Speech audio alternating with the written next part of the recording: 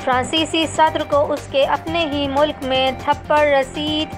France के सदर Emmanuel Macron को 2 फ्रांसीसी गोरे तालिब इल्मों ने थप्पड़ रसीद कर दिए। ये वाक़या साउथ फ्रांस में पेश आया।